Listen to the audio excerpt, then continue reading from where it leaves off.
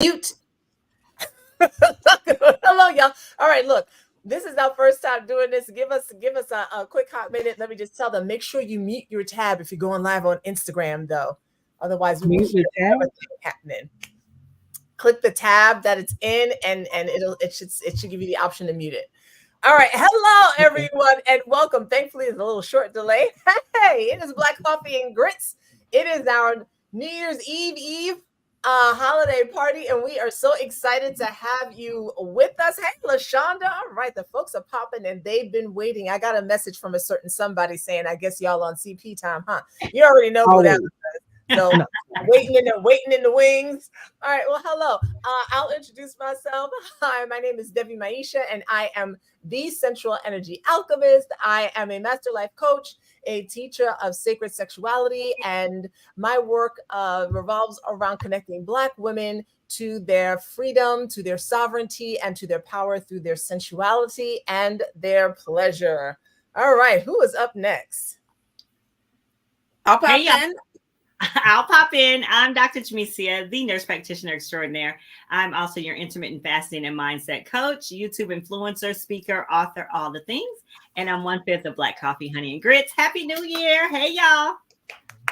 Happy New Year's Eve. I am Shelly A. Carter out of New Jersey, founder and CEO of Housing Ministry LLC.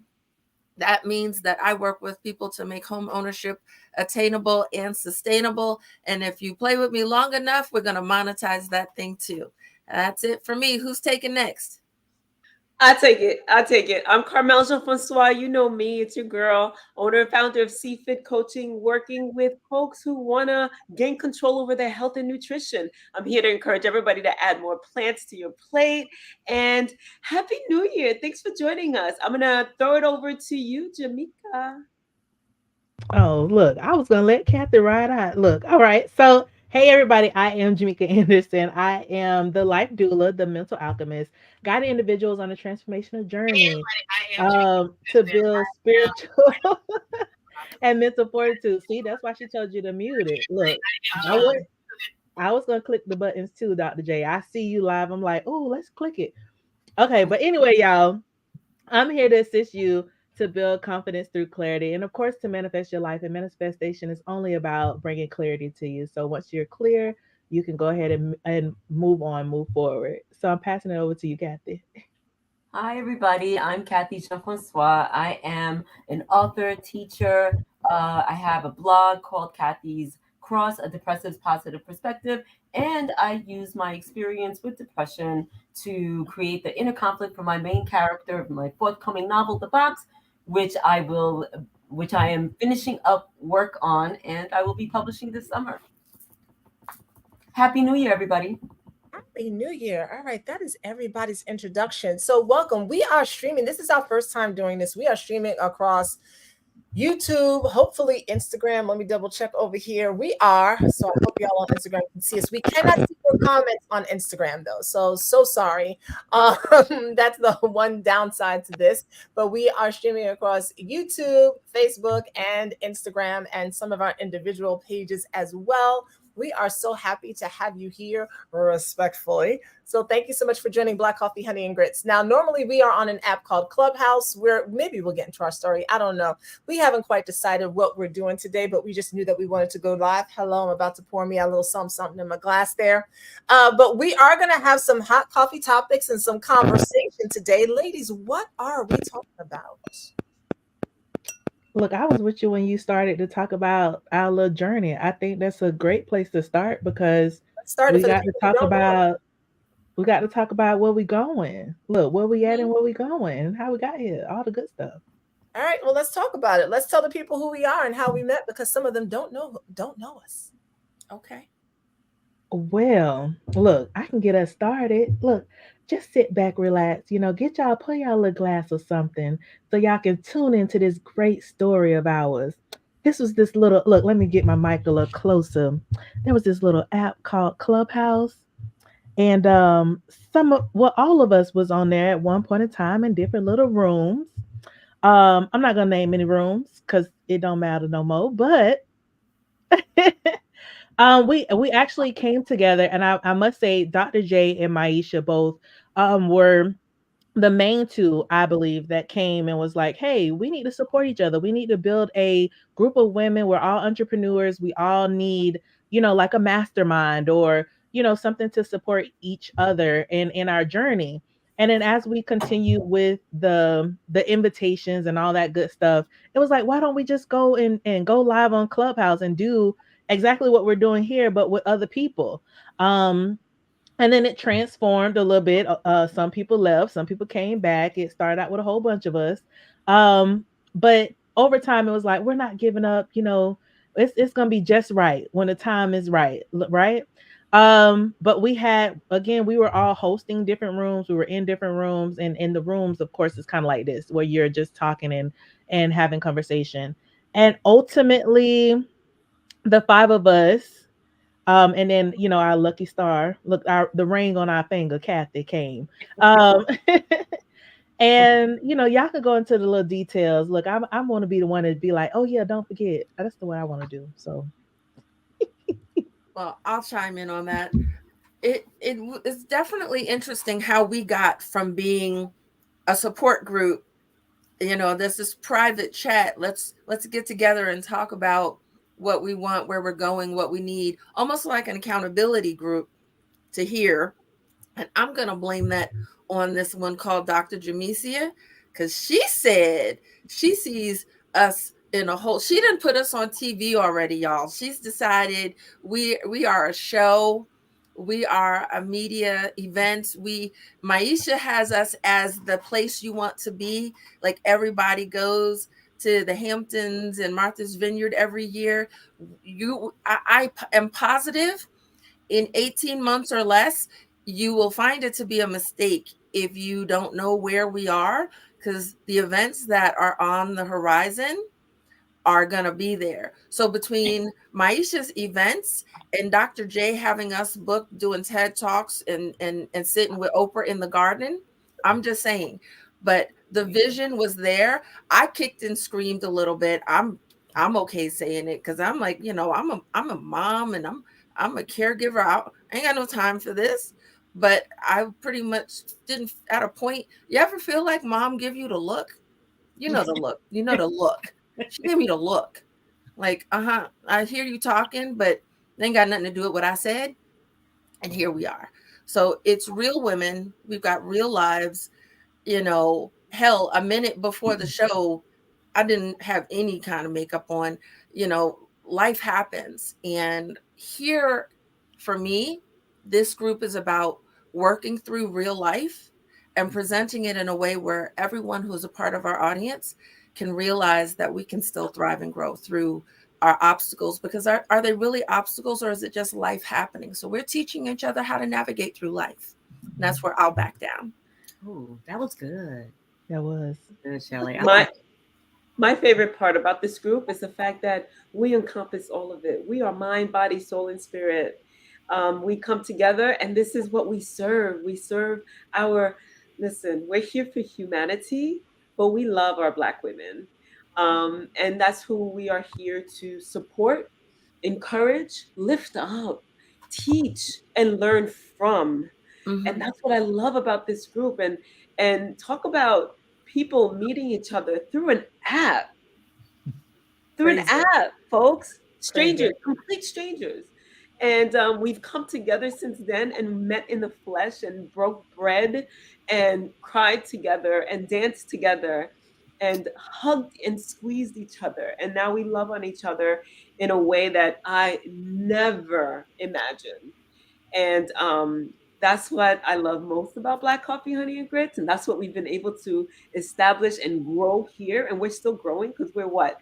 Guys, we're a year and a half in. What? Like, we're still babies with each other. So we have so much more growth. That's my input. A year and a half? Really? We go together. Real bad. Real, real bad. I'll chime in on that.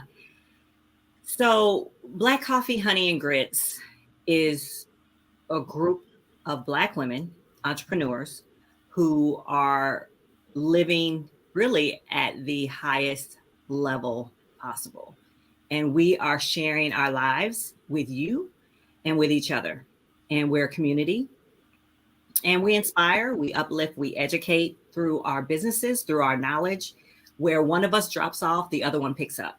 We are truly kindred spirits. We often have the exact same opinions on some things and the exact same opposite on the other things, but it's like we have come together. It's like we just meshed. I don't know how it happened. Well, I kind of do. I kind of deboed everybody, and then Maisha deboed everybody, and then we just was like, okay, we go together. So No, it was And I really was just ready. you. It was It was really you just you. mainly. It was Yeah, really but I was here for it because I was like, they just don't know they finna be my best friends, and they don't even know it yet. But I'm okay with it. Like they'll figure it out when they figure it out. so yeah, maybe it was just me kind of thinking it was just me and Maisha, but it was everybody at the same time. Yeah. But I can tell you that just the love for Black women, the love for expansion, the love for education and growth and knowledge and financial security and relationship growth and being a great mom, being a great sister, being a great woman is really the goal of Black Coffee, Honey, and Grits, and to do it well. So that's it. That's to me, that's this group. So I'll stop right there. I can go on, but I'll stop. I think we can all go on. Kathy, did you want to say anything? Kathy is, if you all can't tell, is Carmel's twin sister. She deboed her way into the group. She did. I I like did it. ever so quietly and silently, just stand off to the side while my sister kicked and screamed and like, no, she is not a part of us. She's only here by default. And I have to say that I am glad that I'm here by default. It doesn't matter how I got here. I'm here with you ladies, with you I beautiful wanted you ladies all to myself, but you ladies who are making it happen, who are inspiring others, who are supporting each other, and just making it happen. And I find this group to be sort of the epitome of what Black women should be doing for each other. And I thank you for that. Oh, I love that. You know, it's funny. Somebody said, was it in our room yesterday as we were closing out that we shift the narrative. There's this narrative out there that Black women don't get along and that we're all catty and whatnot. And I honestly don't believe that's true. I believe that's a social media narrative, and that's a media narrative that is pushed by design to keep us separated, because if we're separated, then we cannot come together and be the powerful collective and change the world, and which is what Black women shift everything all the time: fashion, hair, all the trends. We are the ones that set them. And so if there's this narrative that we're against each other, then we don't come together. So we're not debunking the narrative, we're showing what it actually is.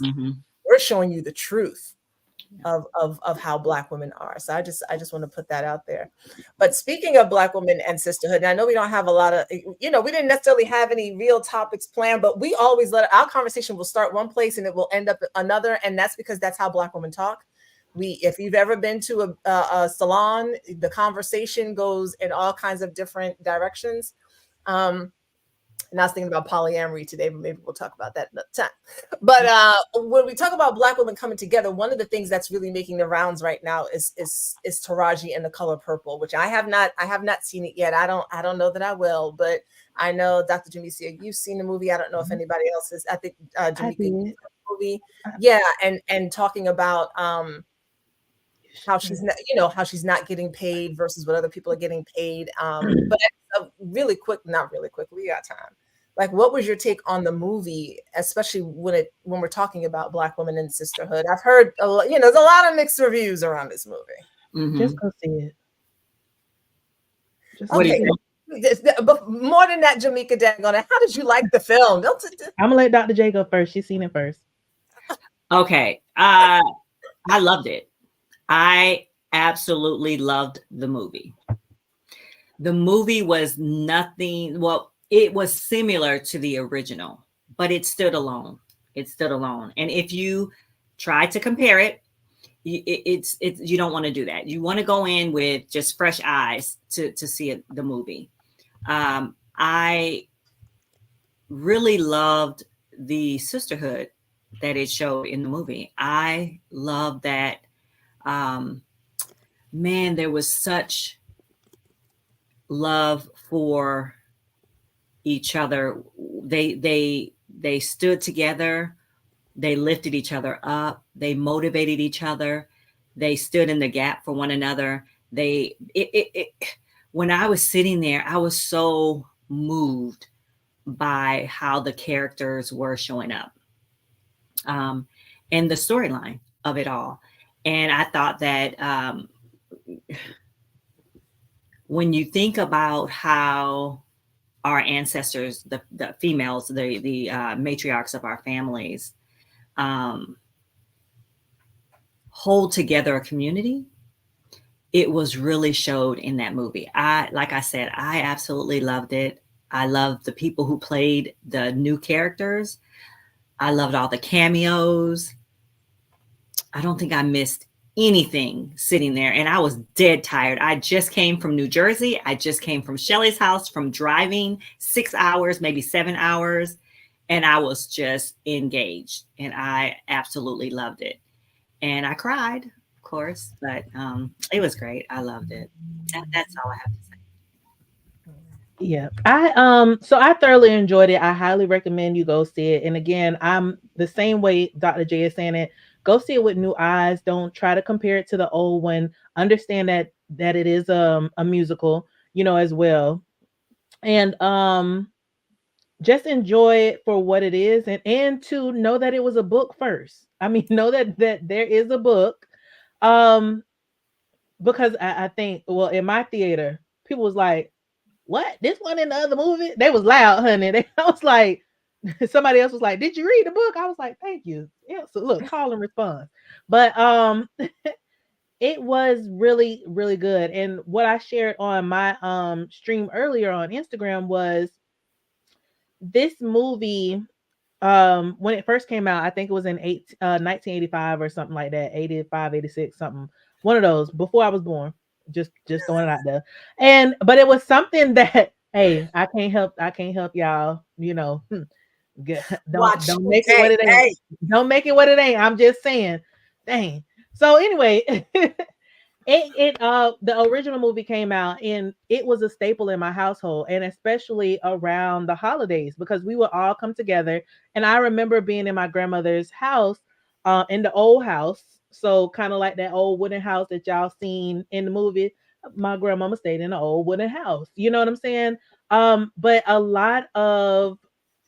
um a lot of our holidays, there was a lot of back and forth with my family members, and in certain saying certain lines in the movie and stuff like that. So when we went to see it as a group, as a family, it was definitely an experience to have with those same people who, I saw it with at 2 and 3 and 4 and 5 years old, to see it now as a brand new staple, and around the holiday. And then also knowing that, my grandmother passed last year, and that, we used to sit in her house watching this. You get what I'm saying? It was very, for me, it was very healing. It was very emotional. I cried a couple times, or sitting up there trying not to cry, and then hearing people boohoo crying behind me, and I'm like, in my head, get it together, I'm trying to hold on. But it was definitely a great movie for what it was that they gave, and they shed it had its own skin. You get what I'm saying? It was definitely similar to the first one, but it had its own je ne sais quoi, how they say it. You know what I'm saying? And I love to see the variation of women, Yes. and how, you know society portrays women, and how some women have to run from certain situations, how some women play into certain situations, how some women, they live this grandiose life. Y'all know Suge Avery. You get what I'm saying? But to see different facets of these individuals, even though it's the same character. It was a little bit more depth to them, and to see how they all were pouring into each other. And I think that I saw myself in each and every one of those characters. Each and every one of those females, I could say, I've been there. I've been there. I've experienced that. And then even too, okay, this is my next level. You get what I'm saying? Let me move beyond these other aspects because I've had those moments, and let me get to this healing stage of my life. And so it was definitely good for that to me. And I love the camaraderie. And y'all know I'm big on community. And of course being with the ladies of Black Coffee, Honey and Grits as always, having a supportive sisterhood and seeing that as well. Um I definitely recommend it. I highly recommend it. Um, Look, one way or the other, go see it, enjoy it, take some friends with you, have a sisterly moment. Mhm. Um, you get what I'm saying? Because it's something for, like I say, different generations. My aunts are a little bit older than some of y'all. You know what I'm saying?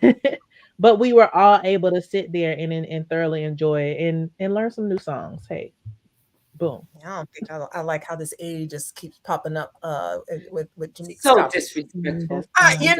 I got some aunts. I think they're a little bit older than y'all. You know what I'm saying? Like, I just Yeah, wanted yeah, you to know. yeah, and I agree, Maisha. I agree with you. You know, age is just not existing here. You know, it is. This is Yeah. probably what it want. Let me tell y'all what one of my aunties She said to sees me. it. Listen, y'all know what it is. Don't be acting like that. Listen, one of my aunties told me she wasn't gonna go see it because she was like, you know, you real different, and you know, you're a different type of girl. That's how she said it. And the people that she hang around with, that's her age, they didn't really care for it, so she's not gonna go see it. And I was just like, I understand, touche. So I just be trying to express to y'all that, you know, the age ain't nothing but a number, and the dial ain't nothing but a thing. And It's something I had for you that'll never change. so real quick, and I hope this is not really too off topic, but okay. So now I'm listening to that song in my head, right? Because that's Aaliyah, and she says, "Age ain't nothing but a number. Going down ain't nothing but a thing." I thought saying a dial. I I gotta don't look up know. the We gotta Google it. We I, need you got me. lyrics. Or whatever she said. You know how them people be making up stuff and they be like, oh, whatever they said, it might have been. Something, something, something. It's like, wait, what are you talking about? What I really Girl. was gonna ask, I don't know. So Go ahead, Shelley. I was about to say, so we were talking about Taraji's take on the movie. So I want to reel us in while I look up Aaliyah's lyrics. Age ain't nothing but a number. Throwing down ain't nothing but a thing. Okay. Throwing down. Well, Throwing. you know, The Thank above. you. that's I think true. I like my version better, but I like mine's too. Mine's PG. all right, go ahead, Shelley. Well, first of all, since for those of us who haven't seen it yet, I guess we should have made it a homework assignment for us to see this if we were going to be talking about it. So I will have to put it in there. But the one thing that I appreciate is all of the work that they put into it. I'm looking forward to seeing it regardless. I love the new cast that's in it. And I want to get to the point where we start talking about whether it's Hollywood or other places, how hard we are working and how much we have to put out to get the same thing that other people are getting. So, you know, when you compare this movie to others, not comparing it apple to apple, older apple to the newer apple, the younger, the millennial apple, but when you compare it to other movies, did it stand up, It Jamika? stand on its own all You the way think? around. Even all the way around, like all the way around. It is a great movie, and it's still timeless. Even with it being a newer version of it, it's Right. still timeless. It's still classic. Um, he said, "Have you all seen the Yeah. original?" Yes, I have. Mhm. Yeah. But I think it stands up. It really can stand alone. In all Well, you honesty, hit the word I was looking for. You said timeless. So, in a world where an artist has participated in the creation of a timeless piece of work, under what circumstances do we justify that that artist gets paid less than another artist who completed another comparable piece of work? And also, Shelley, just so you know, the exact same producers, the exact same writers with additional producers and writers were on this. So Steven Spielberg, Oprah Winfrey, the same heavy hitters did this. So I absolutely loved it. It was awesome. But there's nothing that, to me, there is nothing that can justify why the money's different for our actors and actresses, but it is what it is. She's not lying about it. I mean, we all know that it happens. It's unfortunate. I feel like Tyler Perry is breaking that down with what he's done, being able to have his studios and production and all those things. So we'll see what happens from here. But I know that it's unfortunate. Well, I was wondering that. it said it exceeded expectations with $18 million on its opening day, surpassing other 2023 releases in just 2 days. So in 2 days, it did better than other comparable releases. Mm-hmm. Well, so here's my thing about that. And of course it was going to do well, because going back to the original point, Black women will show up and show out for each other all the time. And we know that. And Hollywood knows that. And TV knows that. And it's been proven. So if you know that we are going to show up in droves on Christmas Day, then kiss the babies and the grandchildren and the husbands or the whoever's and said, deuces, we are going to see The Color Purple. You know it's going to make money. Why is there an issue with the pay? Because you know you're going to make your money back, right? And if it's the same people on the project, you know what the issues are in Hollywood. You know what the pay gap is like in Hollywood. How could this even be an issue in 2023, knowing who was going to show up to see the movie? But you also touched on this fallacy, Maisha, that Black women don't get along, Black women don't support each other. Yet there's evidence on top of evidence that we do. We have our issues. People have their issues. But they knew darn well with their tour, their promotional tour, people were on the edge of their seat. That if they didn't think they were going to do well, they wouldn't have created a Christmas opening. This is what I'm saying. Yeah. And for there to be that kind of pay issue, to me, yeah, I would be pissed too. Because it's making the same money.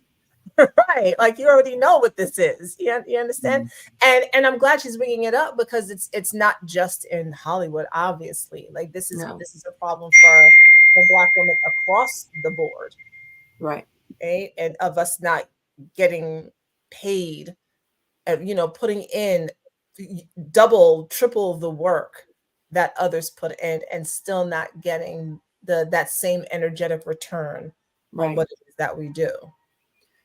It is also an opportunity for us to explore all of the conversations that have been had, whether we want to pinpoint Monique or others of us who have talked about us needing to come together on projects.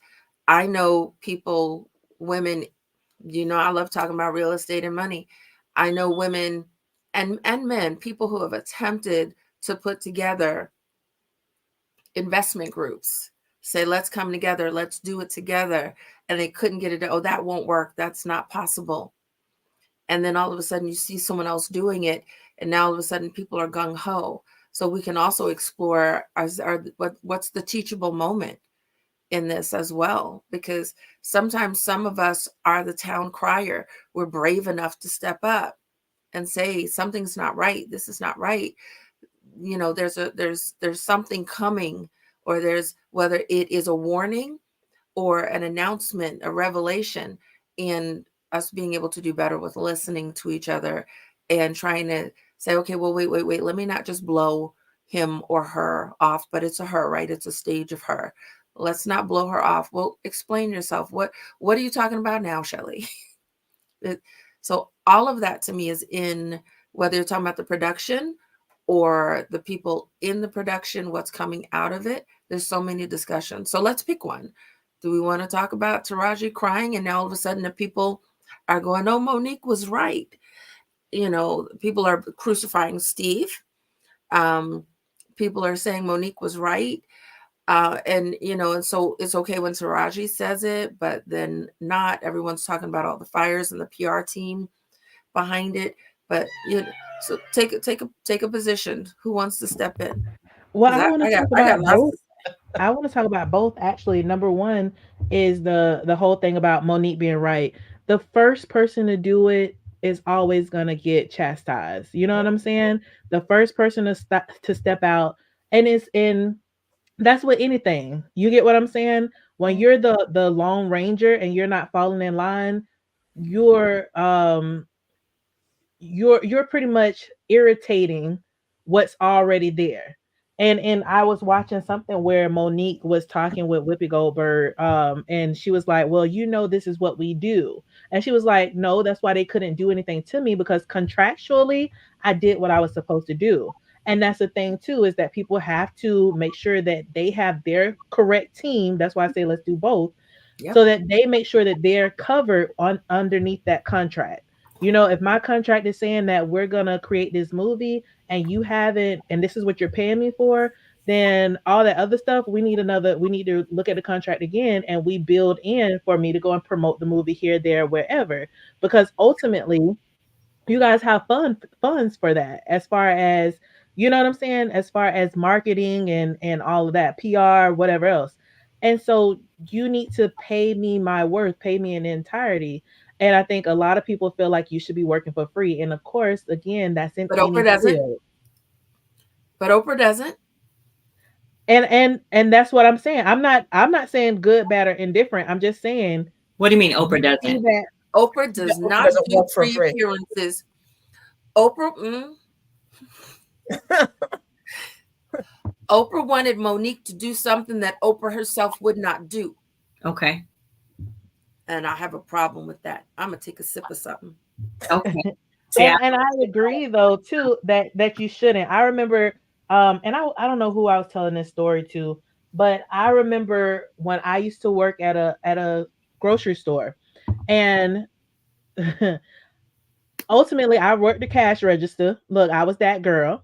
And they was like, "Oh, you got to clean up." Everybody got cleanup duties, da da da da da. Going to the bathroom. I don't know who was in there, but they missed the whole toilet, honey. They got everything but the toilet. And so the lady was like, you got to clean it up." And I was like, "Mm-mm, I can't do it. I can't. It ain't in me. My stomach, I'm about to make it worse than what it already is." You know what I'm saying? And she called the other manager. She was one of the managers. She called the general store manager.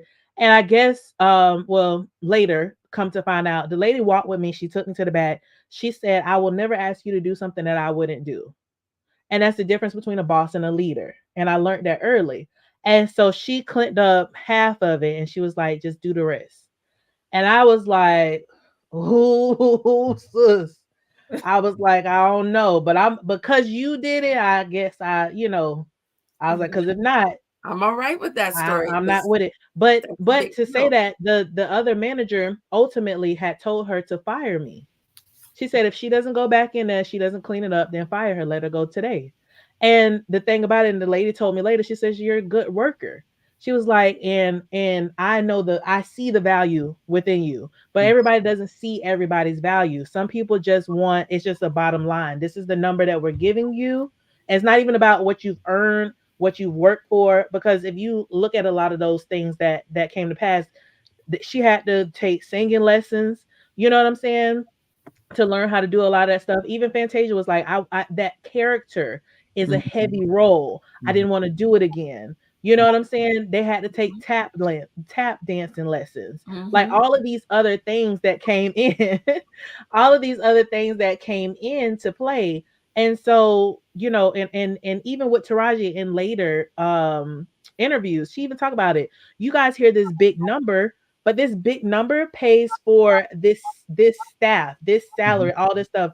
So by the time I go home, I'm not even bringing home 30% of what I actually earned, which Mhm. is true for a lot of people, and especially Mhm. people who are single, don't have kids, and her getting up in age. It's a lot of stuff you can't claim like that. But you know what I'm saying? And then you got business, the business and to pay yourself and the, whatever else. It's so much that goes into it. And I think like I said, like when we're talking about Monique, when Monique said it, she was the first one to say, I'm not gonna do it. And you need that. And what happened too is that she did not have the support that she should have had when she said, I'm not gonna do it. Mhm. Everybody just looked at her like, oh, you the big girl who always make all the noise. You got the saucy mouth. Mhm. Your mouth gets you into a lot of issues or a lot of trouble or whatever else. And so then when Taraji did it, it's like, y'all haven't heard me make no noise.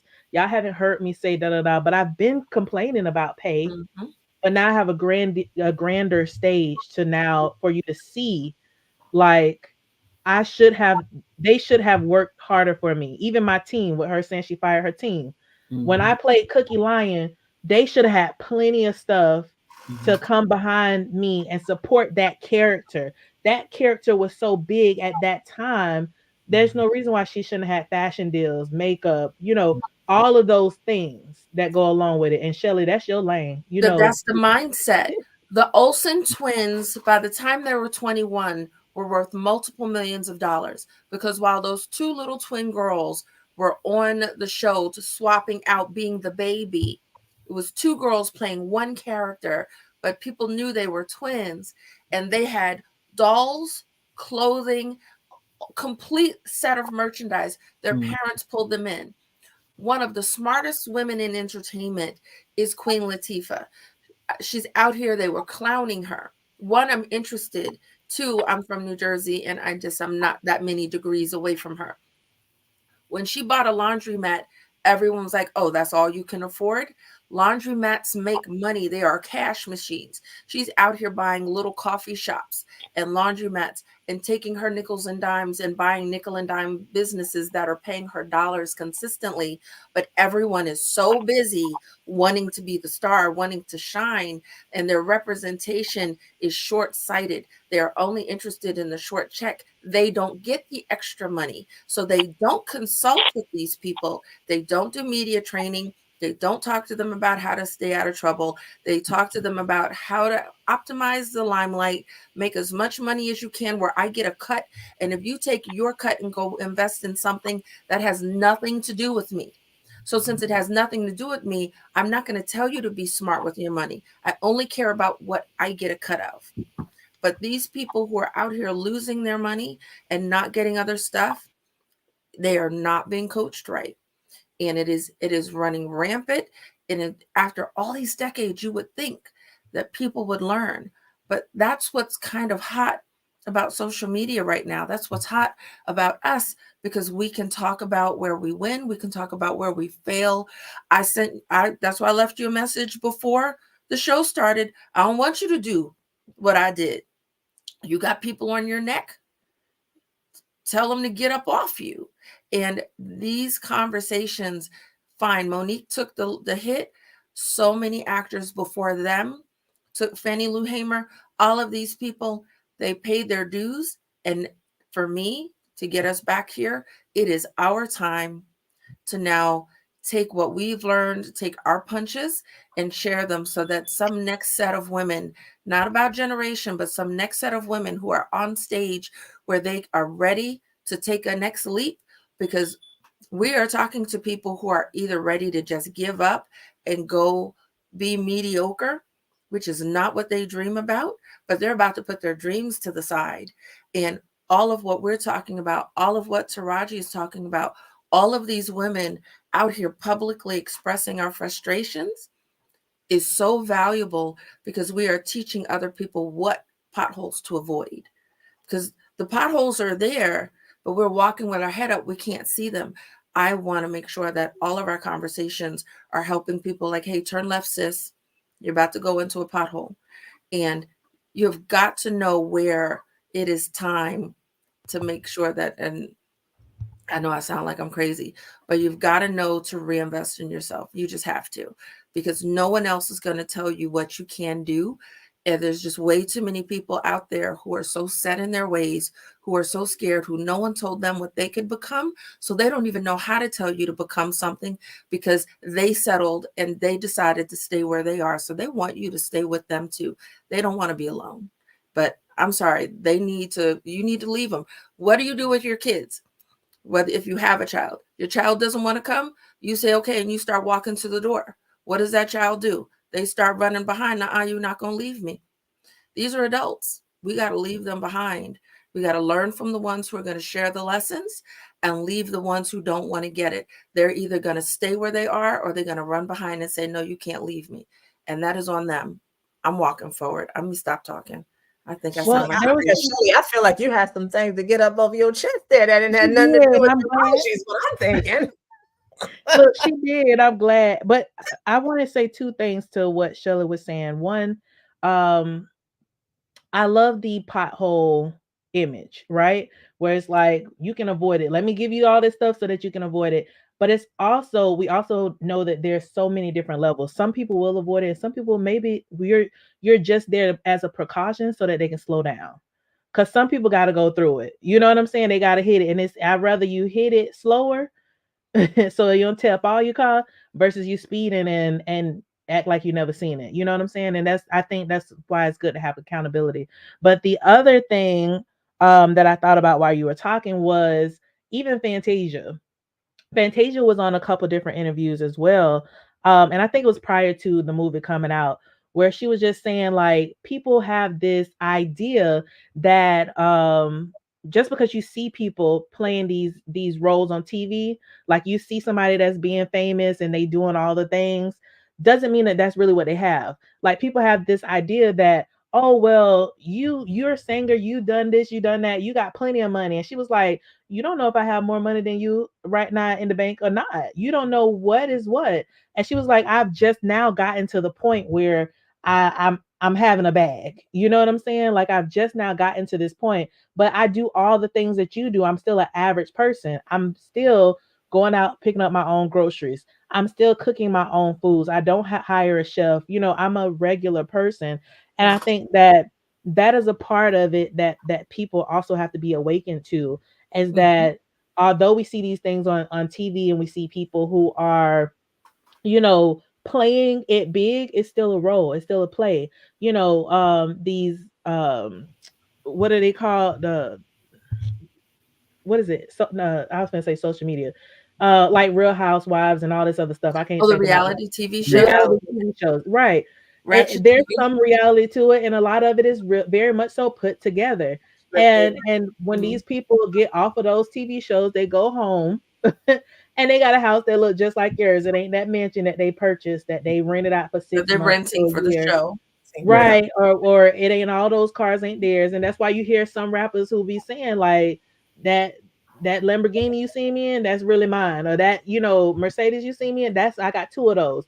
But it's because you have so many people who are playing these roles. And I think um just like what we say for us, just to bring it back around, is we're here and we're doing the things. We have high moments, we have low moments, we share all the moments with people. Like what Dr. J always say, we're real women having real conversations. We're living our lives and we're sharing it, and we're here as examples, right? And we want to live to the highest standard, the highest possibility that we can. And this is why we have these types of conversations, right? To explore and to get people to kind of take a short break from the facade of social media. It's definitely two sides to everything. Um, I don't know. Look, that's my Okay. thing. It's two sides to everything. Can I pop in there? Yeah, It's yeah, the yeah. facade. When you say I have something on my mind, I do, because we are so full of the facade. But I've said over and over again, these people are employees, and we're deifying employees. And there's nothing wrong with the job. It's a pretty damn great job to have if it's up to you. But it's still something, Jamaica, when you say that these people are going home to a regular home, we are trying to go buy what they wear. All stylists are styling these people.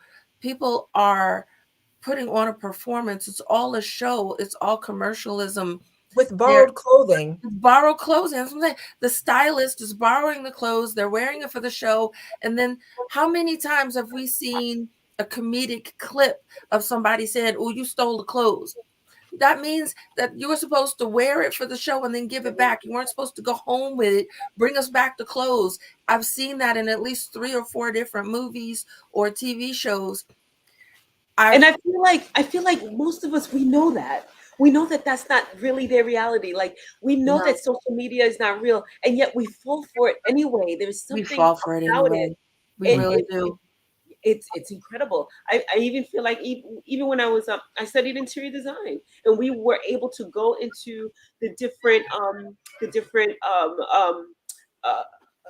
Where furniture stores, clothing stores, Oh, yeah. excuse me, furniture stores and fabric stores. We were able to borrow their samples in order to show it to our clients. And yes, they were like, there's like a 30-day loan. You got to bring it back, like the library, and people would keep them. I remember I kept some. You know what I mean? So I feel like the world is kind of like set up on this. Yes, borrow this so that you can make money, and in turn, I'm going to make money. We're going to show the world how beautiful everything is, but people tend to forget that, and they say, "Ooh, I want to be like the Real Housewives. Ooh, I want that Lamborghini." And even though I know that he didn't pay for that. It's just It is just what I feel like such an ass when I say stuff, but it's like I'm around these young kids and they're so cocky and they're so full of themselves. And I remember telling one of them, I'm like, "Honey, I've thrown away the stuff you are striving to get. I'm not interested in that. I've already had that at my fingertips. I don't want it. But go ahead and continue striving, continue achieving. You'll figure it out when you figure it out." That's the problem that I have with this kind of a situation. And that is what I love about these actors and actresses being more transparent about what's really going on, because we're investing our money in things that don't come back to us. We just don't. And when people are coming up with ideas and they're pouring their heart out to their friends and their family, I think I just posted something about this. They're telling their family what their dreams are. And I've told you guys before, literally had someone tell me, because I think I have one. This is the extent of my designer collection, y'all. This is my one and only designer bag. it's pretty. That's it. I would rather buy technology. That's my thing. But for someone to say that I am not living the dream, no, I'm not. I'm living effing reality. Right. I'm not trying to live a dream. If I see Portia on Atlanta, if I see Portia wearing a pair of Chanel shoes, I am not going to skip a meal so I can go buy the shoe. I can't even walk in the goddamn things. I would go see who can get it for me. I'm just saying. Yeah, I'm like that too. I'm like, yeah. Just saying. Okay. I And like I that. love Chanel. I But like there's no way I'm doing it. I'm not doing it. Now, what I will do, I would do both. I mean, hey, to me, I mean, both. Invest in real estate, invest in something, stock, whatever, and but see, you're doing both. I'm doing both. But there are some people who are not seeing the ownership. Their value is rooted in looking. I don't want to look rich. I want to be rich. Like, shit, I ain't really got no job. I'm still a fat girl in New Jersey. If I wasn't eating, my shit is what it is. I'm 250 pounds, something, and technically ain't got no job. Shit, I ain't missing no meal. I'd rather have money in the bank. I can go charge a card and the bill's gonna get paid. So What's in that cup? What is in there? none of your business. Look. Look, I'm over here muted. I'm so happy to meet Shelly. That's all I'm saying. I was thinking about this. I'm gonna tell y'all my inner thoughts today. I don't mean to change the topic. let's talk. So I was thinking today, like, I don't even know what prompted this thought in my mind as I'm walking. But it was like I was thinking, man, Shelly and Carmel. Oh, you know what I was thinking? Carmel was talking this morning about what kind of stuffed animal. Girl, Okay. just go. That's a Just go. unicorn. Yeah. Oh, that's a name A that reindeer? someone has for me. Oh, okay. So I was thinking this morning, I was listening to Carmel talk about what she does, and when she talked about it, I smiled. I was like, I like that. Something's different. So what happens with me is like I feel people. So Carmel would be talking about what she was talking about. Sorry, Carmel, and I would hear it and I'd get like irritated, and I was like, why are you irritated? I don't know what it was, but I was like irritated by it. But today when she said it, there was such a truth in it that felt like Carmel had like landed in her comfortability of who she was and kind of like, I don't care, like I don't give a fuck, like I'm here and I'm going to show up. And I felt that when she described it, like I could, and I was like, yes. So I'm thinking You about told me that. that before, Maisha. Like every once in a while, like every once in a while, Carmel breaks through. But for a lot of the time, I'm showing up the way I think people expect me to show up. Right. And so I feel that, and it grates on me like there's a pebble in the shoe. And so Shelly, the same thing. And I'm literally walking down the street like, man, I would love to meet Shelly. And so I had this idea in my mind, man, this is when I be getting scared that I'm like psychic. But so I had this idea in my mind. I was like, I would be having this conversation with y'all and we would meet up, and it would be like, if we were in a gunfight, like some Mr. and Mrs. Smith type shit, Carmel and Shelly would be the ones that would have the rest of us like, what the hell just Come out happened? the bag. Like Shelly would have her hair out like, motherfucker. She will be on some Quentin Tarantino. And I'm like, and I would be so excited. And I'm like, where? And I'm literally walking to myself, listening to jazz. And I'm thinking, where is that woman at? Because whoever this is that keeps trying to squeeze her ass in this box of thing that keeps her like this, it's irritating me. And so when you were just talking just now, Shelly, I'm like, oh my God, that's her. That's her right there today. And I'm like, more of that, please. All right, that was what I was thinking today. So I wrote you guys and I said I did 2 things today that I haven't done in 1 and 2 years. One, I did my fucking hair. Period. Because it's always pulled back. There's always an attachment or something, but it's not the way I want it.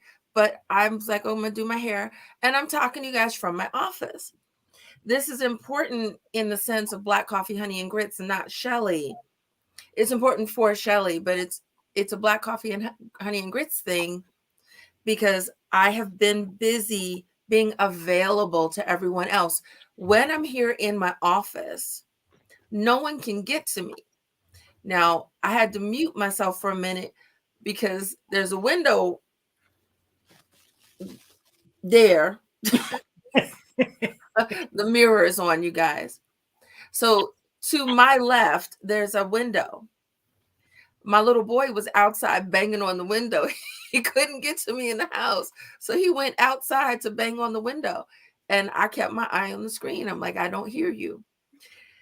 What the third thing that's important is that I am taking back control of my time. This incessant, annoying fucking need to be appropriate and available because somebody might need something. So I've got to stay where they can get to me. They will get to me when I'm done doing my shit.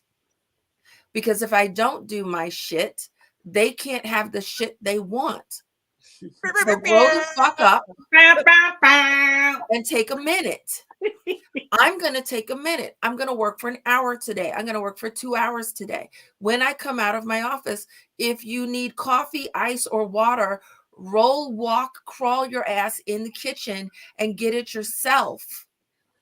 You're not dead. You're a little bit broken. You're learning. The boy was so proud of himself. The other day he made hot chocolate. He don't know. I said, oh, hot damn, you can make hot chocolate. So that means from now to the end of goddamn time, when you want hot chocolate, you will make it yourself. Matter of fact, make me a cup. Okay. Okay. Yes. Shoot. Okay. Yes. Hi, Shelly. Hi, Potter. It's nice to meet you. It's nice to meet you. He's about to throw them feet up too, like, okay, look. like, yes, And she's like, yes, and Jamisi, I have something for you too. I don't agree with what you said earlier, and I'm telling you what I said, and I'm saying what I said. Okay, in our back private chat, you're talking about I was gonna send you a private message. I was like, ooh. Yeah, but I ain't. I'm gonna just blast your ass right here. I was laughing at you, Maisha, because you're like, wait, let me go listen so I can participate. I did listen to the video, and now if y'all to see me, I was just in the back like this. It only took a year and a half, but hey, Shelly, it's nice to meet you. And Carmel, it's good to see you too. Kathy's already been coming out. Okay, I see. Oh Kathy my gosh, yes. No, can we talk about Kathy though? Kathy's Kathy, been spicy. What about Kathy? Kathy, you are. So we talk about Carmel because it's fun. You are low key spicy too. You are a hot pepper. What? And Kathy cut the rope off, and she was like, and another thing. Jamisia, you were not at the house, but so first of all, Kathy, can we talk about our little chat, our off-camera chat? Oh, that's right. I don't remember right now. I got to go back to the tape and figure out what we were talking about. All I remember was Kathy off camera saying, but and another thing, and the bass came out of her voice, and she was like, and I think A, B, C, D, E, F, G. It was really fantastic. It really was. I think I was talking about the husband. Yeah, that gets me all riled up. Yeah. But I was so excited. I'd be so proud.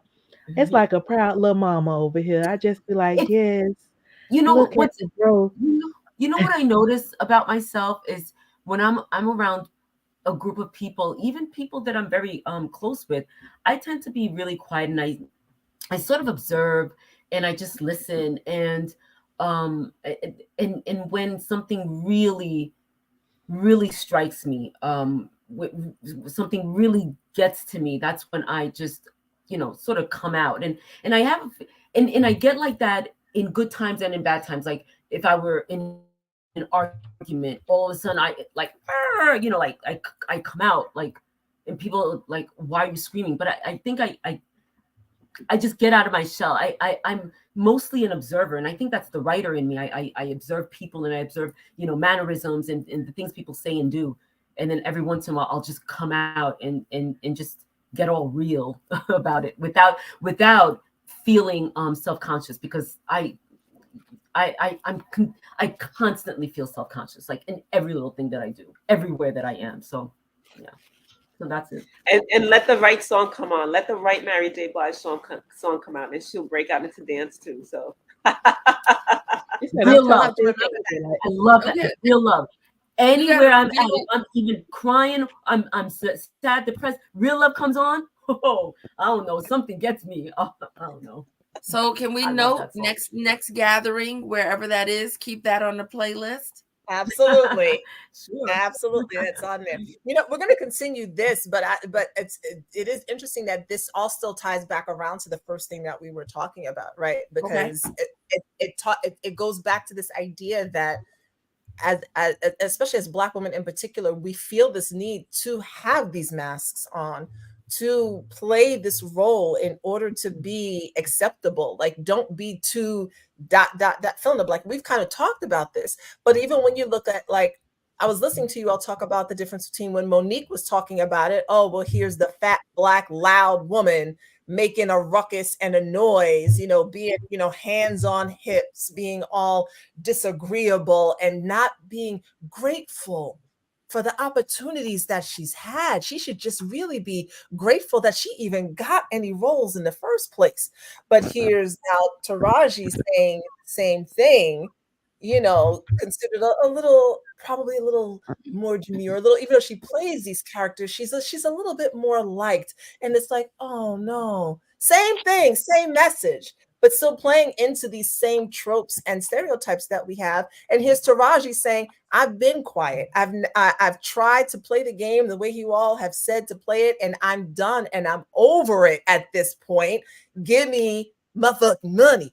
And I think that that goes into how we as Black women have often feel the need to operate. Let me be kind. Let me be not kind. Let me be nice. The Jamaica's big on. We talked about this. Let me stuff it down. Let me not make too much noise. Let me not be the one who causes the problems. Let me always be the one who's smiling and who's okay and make sure everybody likes me. And that shit breaks us down mentally. We don't realize it. And then what happens when we get all riled up? Shit gets done. Right? And can you because talk, we haven't found the middle ground yet. Maisha, can you also address the gatekeepers, whether they be by association or employment? Because the gatekeepers that we surround ourselves with can make us or break us. They help keep us in line. Mm-hmm.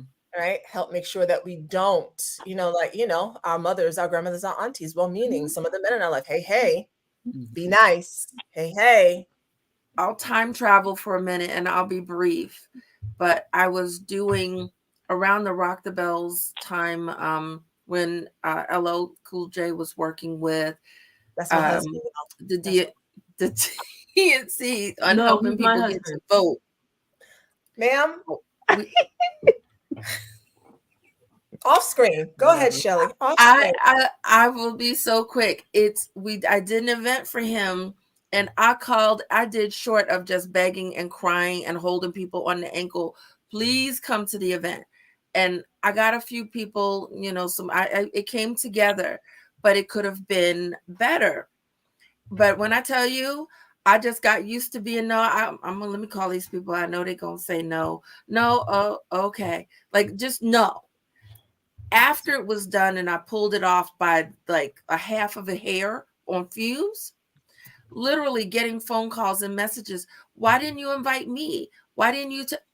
Their damn gatekeeper. I called everybody's people. I called the people. Hey, can your client? We're doing this thing? No, he's not available. Turns out she, they didn't even know. They didn't know we were doing it. It was the people that I finally got to that we did it that made it look good, and I highlight made it look good. It came together on effing fumes. But what I pulled together was what my lesson was out of that was learning how do you get past the gatekeepers? Some way, somehow, when you're doing a thing, you've got to make sure that it is that person saying no, not the person in front, not the person at the gate who has decided. As a real estate professional, if I'm selling a house for $500,000 and you offer $400,000, I have to tell the seller that there's a $400,000 offer. I do not get to keep that to myself. But in other arenas, those gatekeepers will hide that. We've got to make sure, because I'm gonna make whatever percent less because it's $100,000 less. I get paid on how much I sell a house for. But maybe that seller is tired. Maybe that seller just is ready to move to wherever they're about to move through, and they're willing to take $100,000 less. I don't get to keep secrets. I don't get to keep opportunities away from you. The people that we are putting in our lives, the partners we choose, the friends we choose, the family we are assigned to, does not mean that we are stuck dealing with those people. We get to make choices. And if we find people are not aligned, if they're not sharing our values, if they're not able to cheer us on while we're pursuing our goals, we need to keep pursuing our goals without them. Amen. You better tell it. You better tell. Now, we can keep talking about this, but this is supposed to be a New Year's Eve celebration. So I don't know if we want to talk about, what's happening in the new year, not just with us, and that's what I'm saying, we're wrapping it up. But if y'all want to talk about what you're doing for the new year, for the New Year's Eve. Can we explain this sugar challenge? I'm so confused by the sugar thing. Wait, can we address, did you see my video, Dr. Jamisi? I did. No, Dr. Jamisi didn't. I put a video in our WhatsApp and I was like, ma'am, you are going on a trip. Pull a lip in. Enter into a sugar challenge right now. Oh, okay. So here's the thing. Yes, I'm going on. I didn't see a video. Oh well, yeah, you didn't see me because I'm like, if I'm Well, explain it to her, Maisha. Well, going no, on, no. Here's the thing. Okay. Here's what's happening. You guys are gonna start on the 2nd. I'm gonna start when I get back, and I'll just add my days. I'll just add my days. That's all. Okay, all right. Okay, Oh, that makes sense. My sweetie's gonna do it too. So Yeah. We gonna do your version. Well, you keep talking about no sugar at all, or No, he I'm doing not gonna- our version with no added sugar. It's no added. no, we're gonna do the. Gee, I ain't gonna try to kill the man. We're gonna do your version, Which is We can No have added sugar. added sugar. no added sugar. But that also means no sodas, no juices and stuff, right? Right. We can have But we can still have fruit. We can have fruit, right? You know, because you like sugar, the none of that. I know when we do Jamaica's the jump still start, scarred from your intermittent She's fasting scarred. program. girl we deep. start. She cut me deep. What was that? 21 days. Yes, a 21 day jump Jamaica was start. counting That's all I did was every 21. single day. I don't know. Yeah. Girl, it I'm felt gonna have like a- 6 You months. survived it, girl. You On survived the it. 21st day at like 2 minutes after. Girl, because y'all know I bought grapes. I was sitting up here, like, I bought strawberries, I bought grapes. I was like, oh, we gonna be good. I got my fruit, I'm gonna have vegetables, I'm fine, because I can do it. She calls me talking about, oh no, ma'am. There's no fructose, no glucose, no. That's how I felt right there. No, ma'am. How burst dare your you speak bubble. about those things? Girl, she cut me from the rooter to the tutor. That's like my grandma used to say. Honey, I sat up there. I was good for a little while.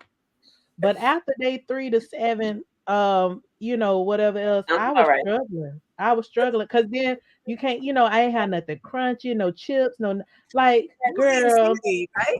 You had the seaweed. I eventually got to that, but baby, listen, Look at her face, though. Look at her face. girl, Traumatized by it. I promise y'all, she Baker acted me, and I wasn't even ready. I was not prepared for it, and honey, that took me for a loop. Now, if my mind was right, y'all got to give me time to get my mind right. I could do it if my mind right. Mental alchemist, I could do it. But when she slapped me with that after I had them put in my mind that I got fruit, I ain't gonna have no problems. It was the disrespect for me. That's all. I'm done. Now, Oh, keep in Lord, mind, and we're right. not going to get all into this, but keep in mind that my program is a jump start to the next thing. It's not meant to last forever. It's not. So that's all. Well, But it can still be shocking. Carmel said we can have fruit. Yes. Yes. You can have fruit. Yes, 100%. So we're not doing any added sugar. And that means stay away from the Fruit Loops, stay away from the sodas. And So does that mean don't put sugar on your ice cream? Yeah. Or in your coffee. that means no ice cream? That's number one. Who's putting sugar on your ice cream? cream? You are hot You mess. see, I'm like, who does that? Well, you're doing that when you put the syrup on there, the chocolate syrup. It's I ain't added gonna add all that sugar. stuff. That's No, the same ma'am. thing. No. But you know what, Okay. Shelly, No. I ain't even mad at you because that's a valid question. She said added sugar. I'm not adding any sugar. I'm Yeah, remember when I doing told math you when in I my was head. that I told my sister yesterday that a lot of people are going to be confused about that. They're going to keep taking in the naturally sweet, not naturally sweet stuff, but like ice cream and stuff like that. They just won't add anything extra to it. Oh my You God. know? See, this is why I'm like, this is the list of foods I can eat. Because then I get confused. So if I know I'm not eating any sugar in my mind, all I'm gonna eat to just avoid any confusion is fruits, vegetables, nuts, Seeds, legumes, grains, yeah. beans, and I'll just So make sure there's can no. we, Real That's food. it. That's Maisha, it. can we get together and write it out and type it out so we can post it on the Facebook group? I think we should. Yeah, I think that's a good idea. Or collectively, all of it. And I'm willing to be the secretary and take the notes from you experts and lay it out. I Let's have no just let problem Carmel doing write that. out. Say again, Maisha. I said, let's just let Carmel write that out. Oh, listen, I started to say, we have to make sure that, and then Dr. Day was like, y'all doing too much. As she And I'm freezes. like, you know what? I said, okay. No, because you would talk about reading the peanut butter. So it's like I know there's sugar in peanut Yeah, butter, right? like I'm saying I'm like still gonna for eat me, peanut butter. Why is there no, sugar there's in no peanut butter there's though? There's sugar added in sugar peanut in most butter. peanut See, butter. So that's You all what got of to get those the I'm Haitian saying. peanut green butter. ingredients. If you see sugar, leave it alone. Get the That, non-sugar version. That's that all I said. no sugar unless it's like already in the thing, like an apple or an orange. And this is what I'm saying. All Like right. for me, Okay. I'm gonna stress myself All out right. if I'm in the supermarket and I'm trying to figure out what to eat, and now I'm looking for peanut butter, and I gotta look, and the sugar in it, and the sugar, and I will, like, my brain will. It's easier for me if I know I just can't. I won't even look at it. But Right. some people is not like that. Like, I'm not gonna use salad dressing. I'm not looking Which for brings sugar a for good salad point. dressing. Which brings Okay. up a good point, Maisha, right? Because if we say whole foods, like our fruits and our vegetables, produce, whole grains, nuts, legumes, then that pretty much takes out the peanut butter. That's It's right. your peanut. And it Just takes eat your out the peanuts. salad dressing. And so many That's right. people don't even know that there's sugar in salad dressing or pasta sauce. People don't know that there's sugar in there. So we just want to keep to the whole food as much as possible. That means I'm sorry, real quick. Can someone explain to me? Because I'm in the supermarket the other day and I see fat-free marinara sauce. It was And a I'm lie like, when they where's the said it. fat in a tomato that you have to take it out to make it fat-free? Isn't They this didn't. supposed to be That's just tomatoes that are marketing. smushed? That's that's marketing. marketing. That's just That's marketing. marketing. I That's know, Or but I'm use like, I'm olive looking oil at it instead like, of lard. who's here Why looking the for a fat-free Twizzlers say tomato? gluten free? It's just marketing. Because they just be wanting people to buy shit. It's They just do. Now people. gluten is different. And the problem I have with gluten, so I eat a lot of gluten-free stuff just because the stuff that used to have gluten in it used to be real food, but it's not anymore. And so it really aggravates a lot of people. Now you got irritable bowel syndrome and celiac disease and all this other stuff. Because the bread that used when I was little, wheat bread was wheat bread. And I know because I couldn't stand the stuff because it was hearty and it would fill me up. It was wheat bread. The wheat bread in the store now, It that's like ain't. paper. It's like if it gets a little wet, it just dissolves. And so whatever that is that they're putting whatever that yeast in, because when I make bread at home, it does not bother me. It's not that the yeast does not bother me when I make my own rolls. But if I buy regular bread in the store or regular crackers, that stuff messes up my gut. So It's I have not to do gluten-free because that's not real food. and it's not just the yeast. It's the fact that it's all refined, it's all processed, and it's all added sugar. That's why it dissolves. Like sugar dissolves, doesn't it? My Think my about it. my It's just so ex-husband much. stopped drinking milk when he worked for a dairy company when we lived in Maryland, and he saw how they processed the milk to put in the cartons for the public schools, and he was like, "Nope, we're not." He said, "It's they." He said the amount of sugar they put in the milk because regular milk doesn't is not sweet like that. And he said the amount of sugar that they have to put in milk and the way they have what they do to it, he was done watching the process. Oh wow. I'm telling you, if we took a few painful moments to look into how what we eat is prepared, most of us would stop eating most things. Yup. And it would be so easy to be a vegetarian. I've told you guys before, after my last college class, which was consumer biology, I took consumer biology 1 and 2. It was completely subliminal. I did not notice. I simply stopped eating fast food and meat. I just stopped. I didn't plan it. My brain said, ew.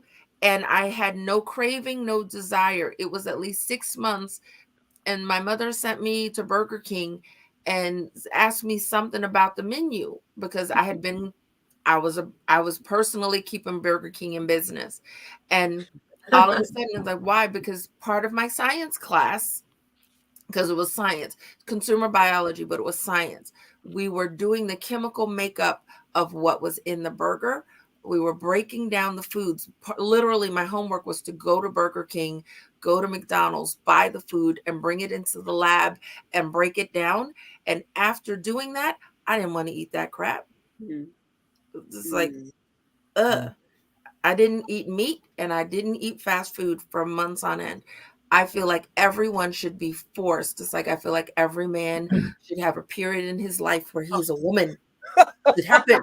And I feel like we should all be forced to understand what we eat. It will help thousands of us. Oh yes, 100%.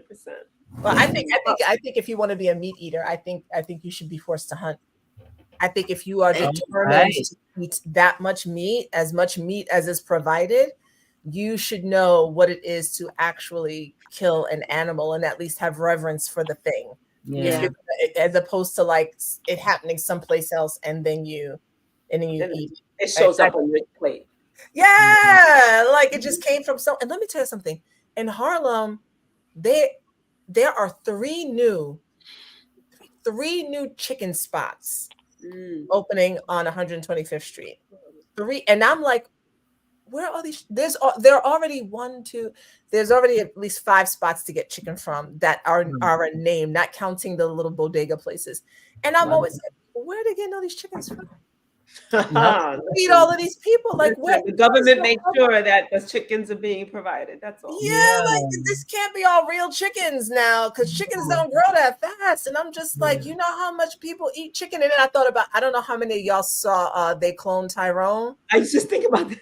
But I think about that scene when in the chicken spot, the black folks are just eating it just a happy away. And as soon as I saw it, like in the span of a week, I see 3 of them getting ready to open up. I'm like, oh, no. They're like, let's get them. Let's get them. Listen, there's a place down. to go for chicken. It's in Elizabeth, New Jersey, near Newark Airport. And the chicken used to be, I don't know, me and the camera are not friends, but the chicken used to be like normal sized chicken, whatever your brain calls normal.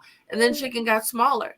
But then there's a grocery store that we stopped going to because you go to buy a chicken, the chicken is damn near free, but the bird is this big. Why is the expensive chicken is this big, but the free chicken is that big? And you're like, nah, what you feeding them all kinds of that cannot be good for me. Because the real chicken is this small. And then when you go to and I have a chicken farm near me, so when you go around and a little chicken are running around your feet and you're looking, trying to make sure you don't squish your chicken, the chicken is normal size. But then you go to the hood and that chicken somehow or another got to be this big. Yeah. And you're like, what happened? How we go from here to here? Like, where that extra chicken come from? I saw the whole live chicken. I saw it running around my feet. How did it get double?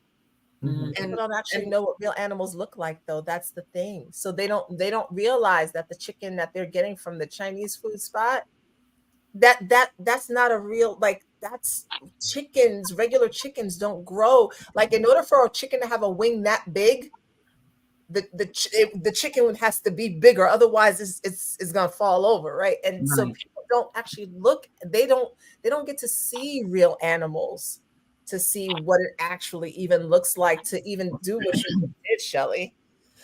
But yeah, we're gonna do no sugar. We're doing no sugar, y'all, starting January 2nd, except for Dr. Jamesia, because you can grow any body part off a rat.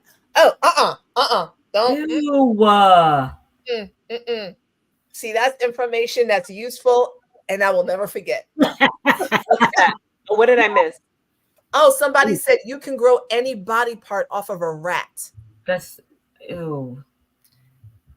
Yeah, so let's move on. Look, Dr. Jamesia gonna be on vacation. Hug Boo gonna be like, hey, let's get this chicken and steak. She's gonna be like, you know what, babe? I've been chatting about the salad bar. If you come to Newark, New Jersey, and go into our Spanish section, you can go to a slaughterhouse. You can get a pig, pig, sheep, goat, cow, chicken, and other birds. They're all there for you to walk in and say, I want that or a piece of that. And whole families will go in and pick a cow, and they will slaughter the cow and chop it up and give you a truckload of cow. The people in the main part of the city, the regular parts, were laughing at those people down there. They got all those animals running around, but they're the ones who are eating healthy food. They're Mhm. the ones who know what they're buying. It's an And you go actual in, sheep. and it's so interesting because you walk in and there's cages like a kennel with chickens, and you get to walk in and pick your. But I got to tell you, I am going to drive around the corner to the farm or down to the hood, to that section of the hood, to where people were laughing. And I'm going to go pick my damn animal and say, I want that one.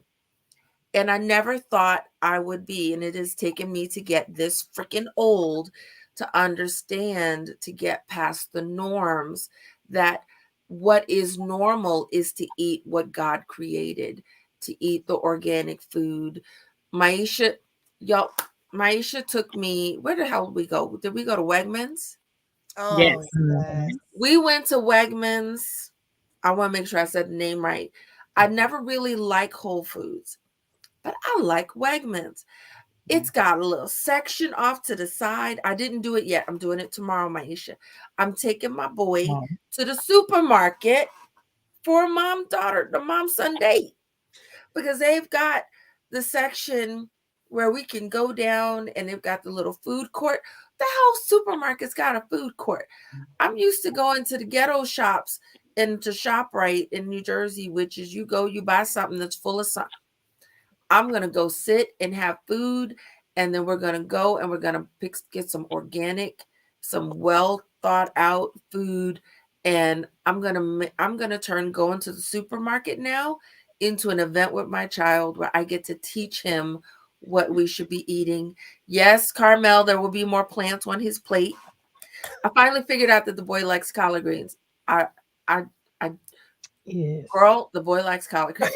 Yeah. So It's a win. I can't get him to eat corn. He's like, I'm not a cow. You know what? I You don't can't need get him. him, You don't need him but to eat that corn. That's not real corn either. You don't that need him to right. eat So corn. he's not here for the corn, but since he likes the collard greens, that's the start. So that's his plant. He likes salads, he likes collard greens, and we're gonna pick the meat. And all of this stuff, as silly as it sounds, it's really important because I need to get freaking healthy. And if I'm eating chicken or eating food thinking that I'm doing something good, but that food is the curation of it is horrible. It's full of chemicals and preservatives. I thought that the food, the strawberries and things that I was getting, I thought because they were fruit that they were good. Right. And that, you know what, Shelley, you're not the only one.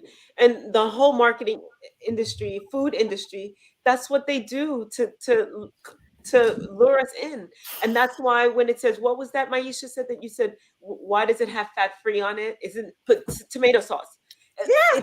It's to trick us to for our eyes. We hear the buzzwords, fat free, gluten free, sugar free. We hear the buzzwords and we say, oh, that's healthy. Somebody called me the other day, a friend called me, he says, Carmel, we got marshmallows, and when we went to roast them, they wouldn't melt, but I tasted them. They were so good. They were vegan marshmallows. I get to have vegan marshmallows. I'm like, no, no. He says, they're not healthy. People don't realize it, that just because it says vegan, they think it's healthy.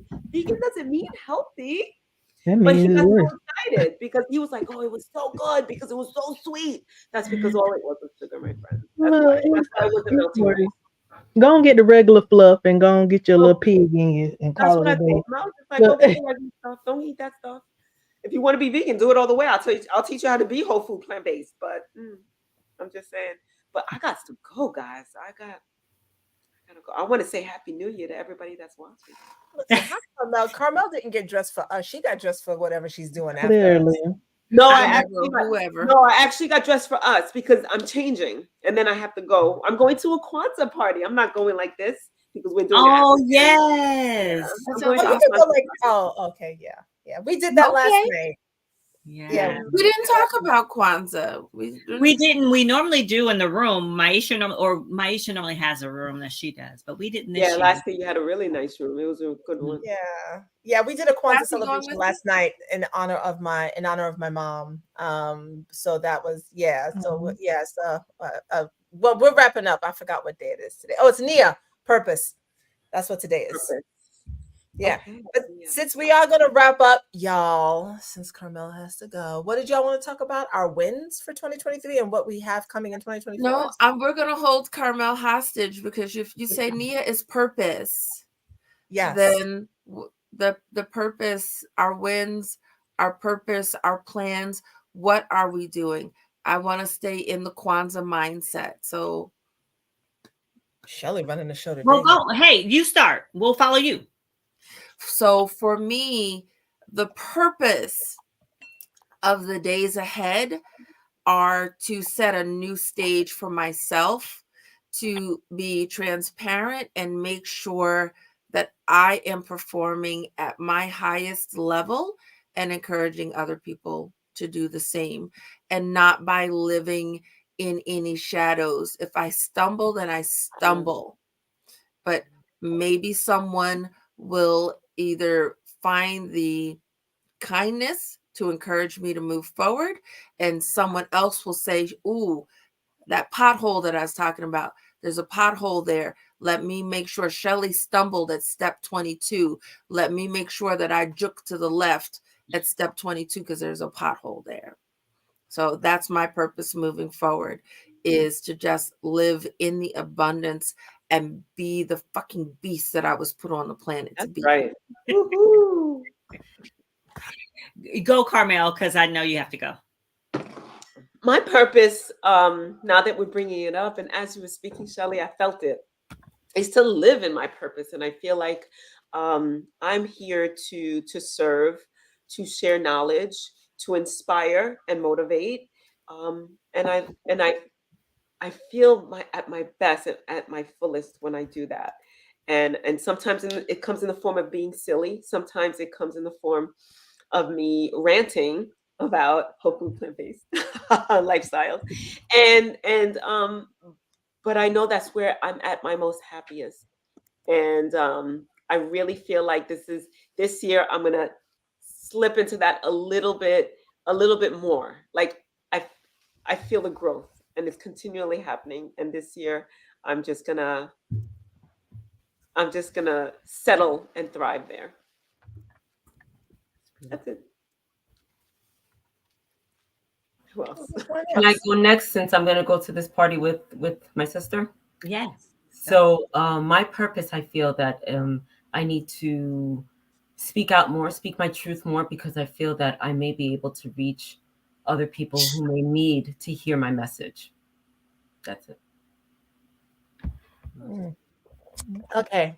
My purpose, the purpose for 2024. So I have coined 2024 the year of pleasure for Black women. And so everything that I am doing around my personal life and in my personal life is really deepening my pleasure. I went into my time of celibacy. That is over. I am now pursuing pleasure in a variety of ways, and I really want Black women to have the opportunity to really experience a pleasurable life and not be all about that work. So that's my purpose for 2024 is pleasure. I'll jump in. That is beautiful. My purpose for 2024 is positivity, and knowing that every move I make, everything I do, everything that comes to me, flows from me, is for me in a positive way. So that's mine for 2024. Oh, tasty. Delicious. 2024. So I guess these are the four things that came up for me, is to show up, to be bold, to think big, and to live fulfilled. Okay. So What's yeah. up? I love That's that. it. Just looking at that. Oh, I love this comment. Living authentically always brings the right people around. Yes. Yeah. I forgot that we could do And- that. I would put that up there. And let's not forget to tell the haters to kick rocks. And that's as nice as I can think of to put it. Yeah. I don't have haters. I have people who are misaligned. Confused fans. That's what you Oh, are. confused I fans. like that. Confused fans. Yeah. Can we roll with that? Yeah, I like that. Just confusion. You don't know, but it's okay. I'm not here to convince you. Love that. And it's interesting though, when they come around and they're like, you know what? I didn't know I was gonna like you. But right? What the heck is that? They look at, you're so cool. Yeah, I've done that. Duh. So funny. Oh Like, my God. surprise. Thank you all so much for joining us today. This was our first time doing this. We have plans to go live on the third Saturday of every month.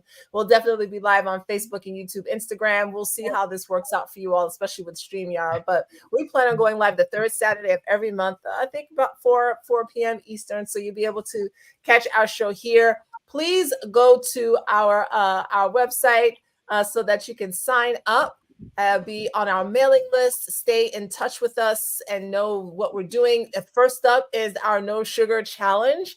Carmel and Dr. Demetria, whoever, they're going to get it together and we're going to post it in our Facebook group, and we'll also post it on our social media so you'll know exactly what to do, so you won't be like, but salad dressing doesn't have sugar, and it does. So just use like olive oil or just eat it without, or lemon juice or something. Anyway, let's see, they're going to do that type of thing and get that list together for you. That starts January 2nd. So if you'd like to join with us, just let us know. And don't forget to follow us on Facebook and Instagram and YouTube, subscribe and all that good stuff. Also, we have a brunch coming up May 5th, Cinco de Mayo, which has nothing to do with Mexico, but that's the day. May 5th, it is a Sunday, and it's going to be in the New York City area. Please sign up for our mailing list at blackcoffeehoneyandgrits.com so that you can stay in the know. We will send you the information. Our brunches always sell out. Thus far, there's not been an empty table. They've all been accounted. They've all been accounted for. So we already know there are people who have claimed tickets for the New York City brunch. They're just waiting for the link so that they can like claim it for real. So please sign up for our email list, and that way you can stay in the know. Ladies, is there anything that I forgot? Anything that we would like them to know? I don't think so. Have a happy Happy New Year. Happy New Year. Yes. No resolutions. Lifestyle changes. We're Right. improving our lifestyle. Mhm. Right? And make us a part of your lifestyle, because everybody needs some black coffee with no sugar, honey, which is a natural sugar, and grits, no cheese, please. Okay, vegan butter, perhaps maybe just a little pepper, no salt. See, we can make black coffee, honey, and grits healthy too. Yes. Oh, I had delicious I grits don't last want none of night. that. Yeah, I'm with you on that, Tamika. I'm on all the butter. I Real said butter. vegan butter. I want real butter, salt and pepper. And somebody said something about some kind of yeast, natural yeast tastes like cheese. Nutritional That's yeast. nutritional yeast. It does not taste like cheese. I don't care what anybody says. People use it, in As a substitute, but it's nutritional. It's delicious, but Yeah, it's not for me. Shout out to y'all that works for. All right, y'all, we are headed out of here. Thank you so much for sticking with us. We will talk to you all the next time. Bye, everyone. Bye, y'all. Bye, y'all.